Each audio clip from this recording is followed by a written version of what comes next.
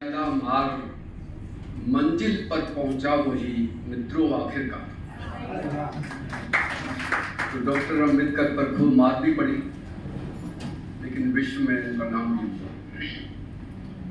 आज की इस संगोष्ठी के मुख्य अतिथि, विद्वान मुख्य अतिथि प्रोफेसर संजीव दुबे साहब, मेरी समिति की पदाधिकारीगण एवं साथियों,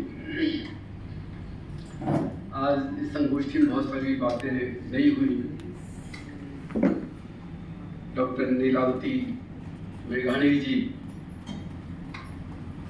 जो कि वडोदरा में नई आई है, और मूलतः वो त्रिभाषा सूत्र होता है, लेकिन उन्होंने तो कई भाषाओं का सूत्रपात किया है। इनका जन्म मूलतः उडुपी में हुआ। उडुपी कर्नाटक में है, मणिपाल के पास में है, और बड़ा ही संयोग है कि हमारी बहू भी उडुपी की है। तो इनकी मातृभाषा कन्नड़, और कन्नड़ क्या कोंकणी भी है, वो एरिया कोंकणी में आता है, और लोकल डायलेक्ट है इनकी तुलु। और चेन्नई में जाकर के इन्होंने काम किया, यानी तमिल भी आ गई इन पर। गुजराती साथियों से शादी हुई, गुजराती भी आ गई, और हिंदी में ये PhD है। तो कई भाषाओं की ये जानकार है। तो बहुत अच्छी बात है जो उन्होंने अपने जो वक्तव्य दिया वो जाहिर हो ही गया होगा, और नया प्रकाशन इन्होंने चालू किया। मेरी बहुत बहुत शुभकामनाएं कि आपका प्रकाशन उन्नति की ओर अग्रसर रहेगा। विद्वान मुख्य अतिथि बहुत अच्छा बोल गए, और इनके बाद बोलना मैं समझ रहा हूँ कि सारी बातें इन्होंने बहुत संकेत में कही है, बहुत सारी बातें, लेकिन रेखांकनीय बातें कही है कि जो बहुत ही संकेत में कही है, तो खुलेआम नहीं कही जा सकती हैं। आप सभी समझदार हैं, समझ गए। सुकांत रंजन जी ने बहुत ही तार्किक बातें कही, और उन पर विचार किया जाना चाहिए। तो सुकांत रंजन जी तो हमेशा तार्किक बातें कहते हैं, और बड़ी अध्ययन के साथ बोलते में बधाई देता हूँ उनको कि बहुत अच्छी बातें कही। और लगभग सारे वक्ताओं ने, डॉक्टर शोपर्श ने, हालांकि दूसरा क्षेत्र है, लेकिन अच्छे सबने जो कविताएं के माध्यम से बातें कही, कामना गुप्ता जी, सभी लोगों ने बहुत अच्छी बातें। डॉक्टर अम्बेडकर जी के सारे पहलुओं को उन्होंने आपके सामने व्यक्त कर दिया है। मेरे लिए कुछ ज़्यादा बचा नहीं है, और मैं भी 10 मिनट से ज़्यादा नहीं लूँगा, और तालियां नहीं बजाऊंगा, लेकिन कुछ बात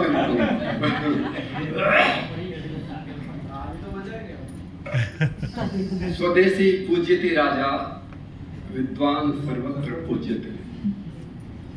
डॉक्टर अम्बेडकर को ज्ञान का प्रतीक कहा जाता है, इसीलिए कहा जाता है कि वो संसार की जो बुद्धिजीवी लोग हैं, पढ़े लिखे लोग हैं, उनमें से उनकी एक गिनती होती है।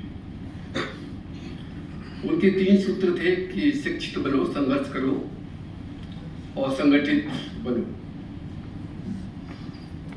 और यहाँ जिक्र हुआ कि महाराजा सयाजीराव गायकवाड़ का उनकी व्यक्तित्व में बहुत भारी योगदान रहा है। उनकी शिक्षा वृत्ति मिली, उसके माध्यम से वो कोलंबिया भी गए, लंदन भी गए, और अमेरिका भी गए पढ़ने के लिए। लंदन में गोल मेज सम्मेलन हो रहा था। गांधी जी की बात कही, गांधी जी और डॉक्टर अम्बेडकर के विचार दोनों के मिलते थे, उनके रास्ते अलग थे। पहले कुछ मतभेद रहे होंगे, लेकिन बाद में वो दोनों एक हो गए। और गांधी जी की जो विचार इतने मजबूत हैं कि आज गांधी जी से सीधे मुकाबला नहीं कर पाते हैं, तो उनके पुतले पे ही गोलियां चला देते हैं।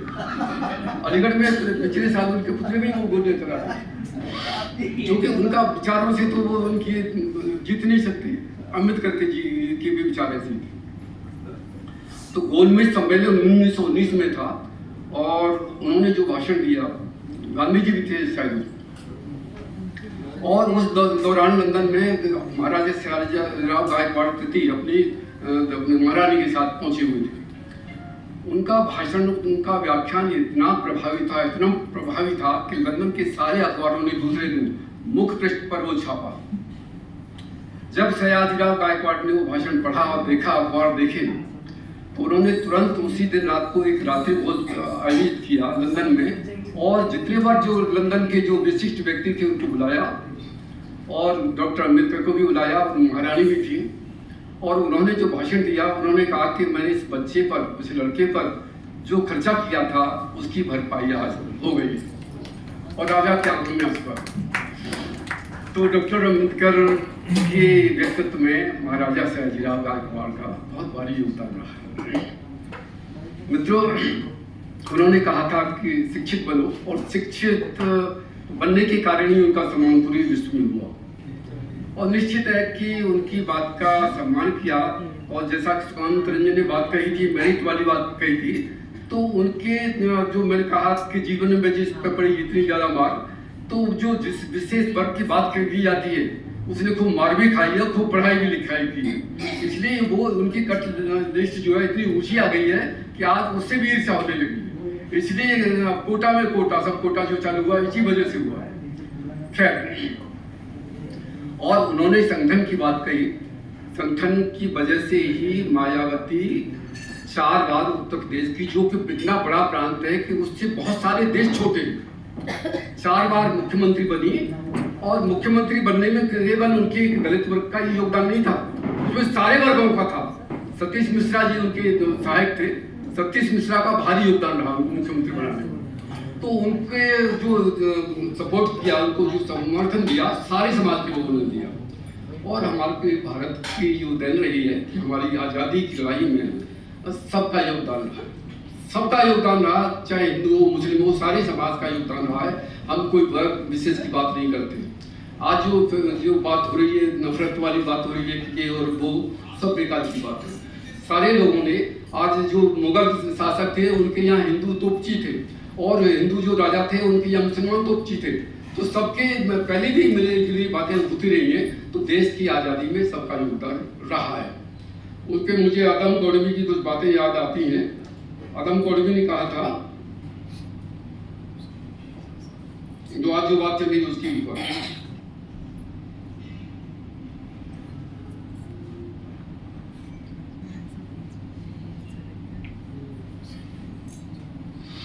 उन्होंने कहा था कि हिंदू मुस्लिम के ऐसा साथ को ना छेड़िए, हिंदू मुस्लिम के ऐसा साथ को ना छेड़िए, अपनी कुर्सी की खातिर जज्बात को न छेड़िए। हम में कोई हूड़, कोई शक, कोई मंगोल है, दफन है जो बात, उस बात को ना छेड़िए। हमारे भारत के आज़ादी में सभी का योगदान बराबर रहा है। उन्होंने 3 बात कही थी, एक चौथी बात मैं भी कहना चाहूँगा। शिक्षा प्राप्त की जा रही है, संगठन मजबूत हुआ है और संघर्ष भी लोग कर रहे हैं। लेकिन मैं चौथी बात कहना चाहता हूँ कि समृद्ध भी बनो। जो उनका जो सरबराह वर्ग है उसके पास समृद्धि नहीं है, वो खेतीहर मजदूर था। और खेतीहर मजदूर के रूप में बाबा भूदा ने यज्ञ वाले विनोबा भावे का बहुत भारी योगदान रहा हो कि वो गांव गांव गए जा करके और वो किसानों को एकत्रित किया। उनसे कहा कि भाई तुम्हारे पास जितने बार फालतू जमीन है मुझे कृपया मेरी झोली में डाल दो। भूदान यज्ञ, तो भूदान यज्ञ के माध्यम से उन्होंने गांव गांव गए और हर एक, मेरे गांव में भी 10 लोगों को भूदान यज्ञ के माध्यम से 10 लोगों को जो खेतीहर मजदूर थे उनको जमीन मिली। तो जो सरबराह वर्ग है उसकी जो स्थिति है अभी आर्थिक स्थिति ठीक नहीं है। लेकिन इसके लिए मैंने कहा कि भाई आर्थिक स्थिति तो देखिए वैश्यों की भी नहीं है, वैश्यों के पास जमीन कहाँ है, ब्राह्मणों के पास जमीन कहाँ है। उन्होंने, मैं देखता हूँ कि 1990 में मथुरा के आसपास के ब्राह्मण और वैश्य लोग आए और उन्होंने पहले फल की लारियां लगाई, सब्जियां बेची, तो तुम बेचो भाई। और आज के हर एक के पास 10 दुकान है। तो ये मतलब आपको अपने काम में वैरायटी लानी पड़ेगी, विविधता लानी पड़ेगी, काम पुराने काम छोड़ने पड़ेंगे, नए काम की ओर अग्रसर होना पड़ेगा। यानी आपको अपनी आर्थिक स्थिति को सुदृढ़ कीजिए, किसी तरह कीजिए, मतलब बेईमानी से नहीं, मेहनत से कीजिए। तो और कहा भी बढ़कर ने कि यस्यास्ति वित्तम स्वयं नरः कुलीनः सये भक्ता सच्चिदर्शनीये एतत् सर्वे गुणाः मन्सन्मासयन्ति। यानी जिसके पास पैसा है उसकी आधी समस्याएं तो अपने आप दूर हो जाती हैं। इसलिए ये सरबराह वर्ग है उसको समृद्धि की ओर भी ध्यान देना चाहिए। मित्रों, और ज्यादा शोषण नहीं करूंगा मैं आपको, भोजन भी तैयार है और बहुत अच्छी बातें सब लोगों ने, और आज की जो संगोष्ठी है बहुत ही सार्थकता प्रदान की। मैं आप सभी के प्रति, और डॉक्टर वसुधर जी ने आज का कार्यक्रम प्रायोजित किया है, अगले कार्यक्रम हरिचंद्र जी ने भी कह दिया है, अगला ये कार्यक्रम हमारी डॉक्टर राम मुखर्जी ने कह दिया है। इस तरह से आगे और भी लोग कहेंगे और हमारे बड़े लोग हैं। तो ये सिलसिला आगे भी चलता रहेगा। तो मेरे शब्दों के साथ सभी के प्रति आभार डॉक्टर और मुख्य अतिथि महोदय ने तो बहुत ही अच्छी बहुत मतलब ये सार्थक कर दिया कि मुख्य अतिथि ऐसे ही होने चाहिए। तो इन शब्दों के साथ में अपनी बात बहुत बहुत आभार, सादर नमस्कार।